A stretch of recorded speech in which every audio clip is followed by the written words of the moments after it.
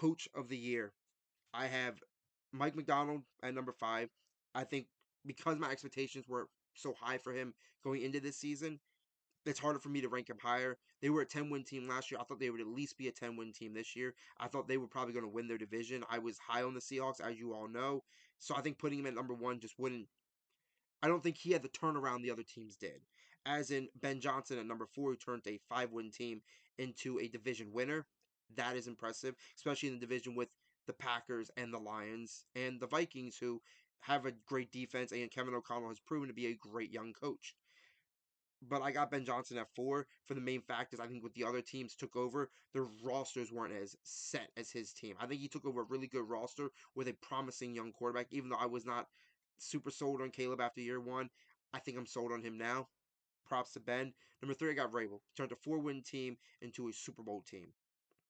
I know it's really about regular season, not about postseason, but it's hard not to see that and be amazed. I mean, I think what sells him at number 3 and possibly could win an award is his hiring of Josh McDaniels. I know it was probably an easy call, but bringing on someone that understood the staff or like understood the organization, understood the environment, and worked with an multiple MVP, very talented Super Bowl winning quarterback in Tom Brady.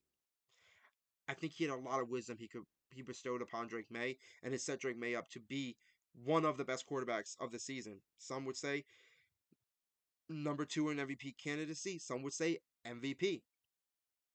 But I have him at 3 because I also think what he went and took over. There was a lot of other factors that played. The Chiefs had a down year. The Ravens had a down year. There was a lot of other factors, and I would say their strength of schedule wasn't as strong, wasn't as bad as the other guys' schedule. So I think it gives the other teams an edge. And like I said, I'm not diminishing what he did, but just saying why that there's I think the other 2 guys above him just did a little more. Like I was a little more impressed with number 2, Liam Cohen, taking over a Jaguars team where people were getting ready to give up on Trevor Lawrence, and people still might be. He turned a lot of these young receivers into that nobody's no one people Jacoby Myers, look at him. Got a deal done. Parker Washington, he's something. Travis Etienne having one of the best seasons of his career. The defense played very well. He was able to get the whole team to really play well and redefine the culture in Jacksonville and put out a great season. But mine coach of the year, and I think it went from Sean Payton and it's been Sean Payton and this guy back and forth all year for me. But it's Kyle Shanahan.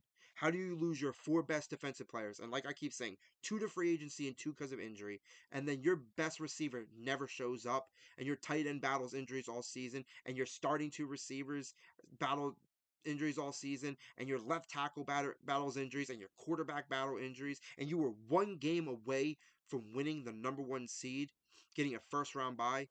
Now this team, and you won a playoff game. You weren't even supposed to make the playoffs with what was presented to you, and you made the playoffs.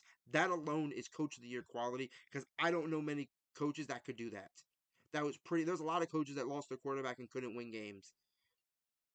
Look at the Ravens with Cooper Rush. We weren't winning games with Cooper Rush. We won 2 with Huntley, but we did not win them with Cooper Rush. I'm just saying, Mac Jones won positive record. Mac Jones looked like a viable starter in this league. That's Kyle Shanahan. Point blank, period.